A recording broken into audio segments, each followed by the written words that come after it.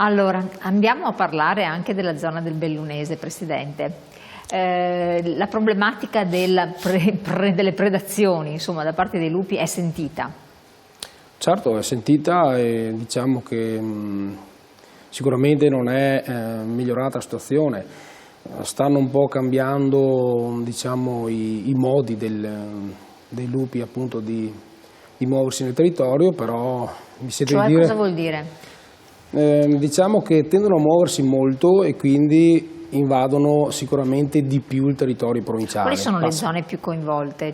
Beh, amano le valli, amano diciamo, avere la possibilità di sfogo dove andare appunto a nascondersi per poi ritornare, e ovviamente amano la vicinanza alle prede, no? Quindi sicuramente anche le abitazioni esatto, e il problema è anche questo, che purtroppo ormai sono arrivati troppo vicini ai centri abitati, e mi sento di dire anche alla popolazione stessa che insomma li vedono anche regolarmente all'interno dei paesi, quindi questo addirittura. È... Che sì. zone stiamo parlando?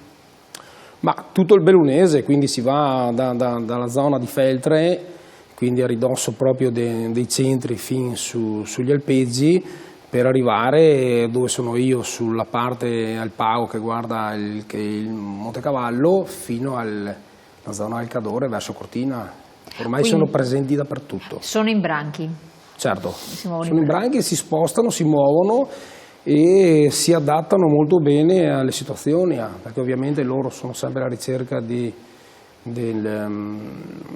prede, del fatto di riuscire a sfamarsi, a sfamare anche i piccoli, e quindi si adattano molto bene a... Quando è che avviene, quando è che assaltano, quali sono i momenti più pericolosi? Perché poi sappiamo che se abbiamo le pecore sono protette da questi enormi cani pastore che ormai hanno raggiunto delle dimensioni anche significative, certo. Ma le mucche, le vacche in realtà si trovano un po' sparse a volte sul territorio. Quindi anche voi come fate, quando è il momento più rischioso, e come le tutelate? Beh, sicuramente il momento più rischioso è la notte.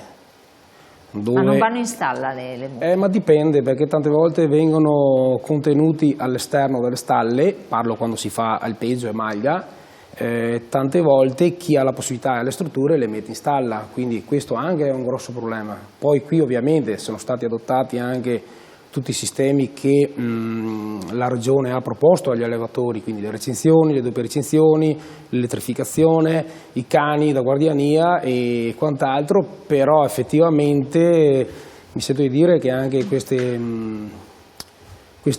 sistemi non sono sempre proprio così all'altezza del problema. Esatto. Quindi è un problema abbastanza grosso, nonostante sia stato declassificato il lupo. E allora spieghi ai nostri telespettatori, lei o lei Presidente, insomma, cosa vuol dire che è stato a livello europeo declassificato? Sì, praticamente è stato passato da fascia super protetta a protetta.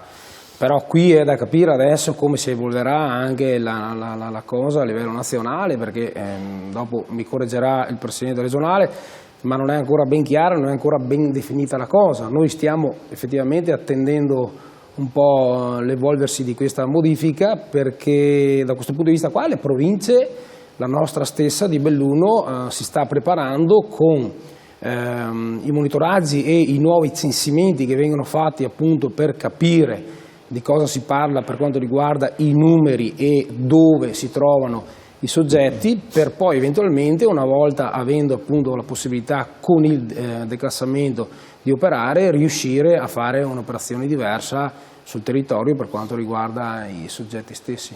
Ogni anno i lupi, come tutti gli animali, si moltiplicano per questioni riproduttive, pertanto il problema sarà sempre più presente ogni anno che passa, e questo sempre a scapito dei nostri pascoli e aie. Esatto, qui è stato toccato proprio, credo, il problema, nel senso che è un altro problema, il lupo che è arrivato negli ultimi 4-5 anni, ma è un problema importante, è un problema che si ripercuote sul presidio del territorio. Le malghe ne abbiamo molte che vanno deserte, che quindi non vengono prese in concessione e quindi non vengono caricate. E posso dire anche che il problema lupo è un problema che si ripercuote anche su tutta quella parte di agricoltori che non sono professionali, che però all'interno del nostro territorio fanno sicuramente un lavoro importante, perché a ridosso dei centri abbiamo persone che dopo lavoro tengono proprio piccole quantità di animali, quindi parliamo di pecore, di asini, sì. di vacche anche, no? E con questi insomma riescono a tenere ordinato e pulito il territorio a ridosso di paesi e tendenzialmente anche sempre zone molto disagiate, impervie, proprio Quindi anche difficili. Quindi l'opera che viene fatta da queste persone qua va tenuta in considerazione, e purtroppo le garantisco io che negli ultimi anni molti di questi, che non sono agricoltori professionali, hanno lasciato, e quindi si vede a colpo d'occhio un abbandono importante del territorio, perché ovviamente chi fa il lavoro in modo professionale cerca di optare più mari appunto per le maglie e quant'altro, quindi questo è un grosso problema, perché si ripercuote sempre nella stabilità del territorio, e io dico sempre nel mantenimento del territorio, quindi si rischia veramente con il tempo di andare a perdere molto e a non riuscire più a recuperare questa situazione. Certo. Presidente, si possono cacciare i lupi? Cioè, come avviene il contenimento di cui nella cui necessità parlava il Presidente? Noi siamo abituati a parlare con i cinghiali, che ci sono i chiusini, ci sono tutta una serie di sistemi, però non servono moltissimo, sembra. Ma i lupi? Allora, ad oggi il lupo, al di là del declassamento per quanto riguarda la specie protetta, zona protetta, ha bisogno, è cacciabile, ma devono essere emessi dei piani di contenimento, quindi ci vuole tutto un lavoro. Quindi deve essere fatto a assolutamente monte. Sì, deve esserci il consenso dell'ISPRA, si deve dimostrare che il numero presente in quel determinato ambito territoriale è un numero di un sovrannumero rispetto alla capacità stessa, e quindi da questo punto ci vuole la richiesta da parte della Regione all'ISPRA nella possibilità del contenimento. Ovviamente quando si parla di caccia non si può pensare di andare fuori e sparare a tutto, ma ci devono essere appunto delle regole, ci vogliono delle persone formate, ci vogliono dei piani di caccia che siano ovviamente governati rispetto anche alla tipologia, se maschio, se femmina, se adulto, ma soprattutto ovviamente occorre, ed è già un sistema, voglio dire, che oggi dovrebbe quantomeno garantire una gestione, ma in realtà non lo fa, perché lo sapevamo prima, avevamo questa classificazione di superprotetto, che tra l'altro, voglio dire, poi c'è una norma sovraordinata che determina tutta la gestione normativa per quanto riguarda la gestione della fauna selvatica, che è soprattutto in questo caso dei lupi, che è comunque la direttiva Habitat, e quindi alla quale tutti noi come Stato membri ci rifacciamo. Noi abbiamo comunque chiesto e abbiamo ottenuto anche, mi sembra che il Ministro Lollobrigida qualche mese fa l'abbia portato alla discussione parlamentare, quella che è la revisione della 157. Noi è anni che diciamo che oggi la norma, la legge che regola tutta quella che è la gestione sulla fauna selvatica è la numero 157 del 97. Ovviamente è una legge che trovava senso nel periodo, perché era avvocata a quella che era la protezione della fauna selvatica, ma oggi risulta essere totalmente anacronistica, perché noi abbiamo un sovrannumero oggi di fauna selvatica, perché il problema, parliamo del lupo perché parliamo del lupo, ma potremmo parlare, come ha detto lei prima, dei cinghiali, potremmo parlare ad esempio delle nutrie, potremmo parlare di tutta una serie di animali che oggi recano danno a quelle che sono le nostre produzioni. Quindi, tornando poi alla questione del lupo, occorre che ci sia da parte dello Stato membro una revisione. Noi l'abbiamo sostenuta e spinta, avevamo perfino riscritto la 157 che andava ovviamente ad indicare alcuni quelli che erano i capisaldi per avere una gestione controllata di quella che era la gestione del lupo, perché vede, qui si vuole far passare l'agricoltore come uno sterminatore. No, non è assolutamente vero.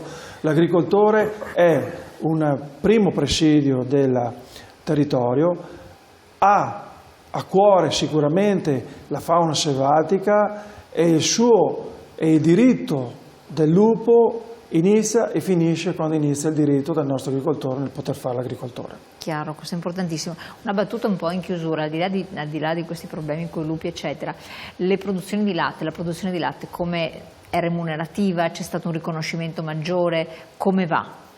proprio in 2 parole. Ma diciamo che va abbastanza bene adesso, dai, negli ultimi anni c'è stata una buona ripresa e all'interno del nostro territorio, soprattutto con un riferimento importante come quello di Latebusche, ad oggi insomma credo sia il settore dove si può tranquillamente anche pensare in futuro di operare e di lavorare, quindi sì, è in fase di ripresa, speriamo che la ripresa non finisca e anzi continui e si consolidi in un certo modo e che quindi attragga anche di più, come diceva prima il nostro... I giovani, esatto, se c'è una remunerazione attrae anche i giovani, questo è importante.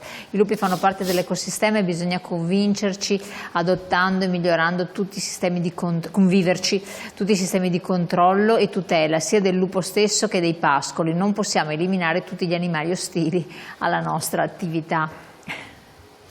Posso rispondere? Certo. Nessuno ha mai detto di sterminare questi animali, si sta solo parlando di dare un giusto equilibrio insomma, al sistema. Credo che insomma, gli strumenti, come dicevo prima, sono stati adottati, vengono adottati periodicamente e io posso garantire che quando si parla di maglie di pascoli in quota, quindi oltre i 1500 metri per arrivare fino anche a 2500 metri dove li operano i nostri pastori, vi garantisco che sono bravissimi e veramente rispettosi di tutto quello che è un sistema naturale, però bisogna anche capire che dopo quando il problema tende a degenerare ovviamente va preso per mano perché sennò si rischia di compromettere troppo. Certo. Sono andati via dai pascoli le vacche adesso? Sono ritornate? Sì, ormai si può dire che sono scese quasi tutte, c'è ancora qualche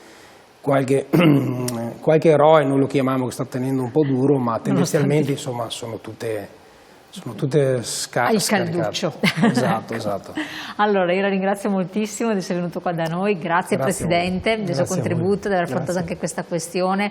Sappiamo che è estremamente delicata perché sono questioni molto particolari che però vi vedranno protagonisti anche a Roma, giusto? Non vi fermate qui a Roma e anche in Europa? Assolutamente sì. Vi aggiorneremo, voi scriveteci, rivolgetevi alla CIA naturalmente nei territori di vostra appartenenza provinciali e naturalmente facendo le istanze che ritenete più opportune in modo che ci possa essere una rappresentanza delle diverse problematiche per poi trovare delle possibili auspicabili soluzioni. Buon proseguimento.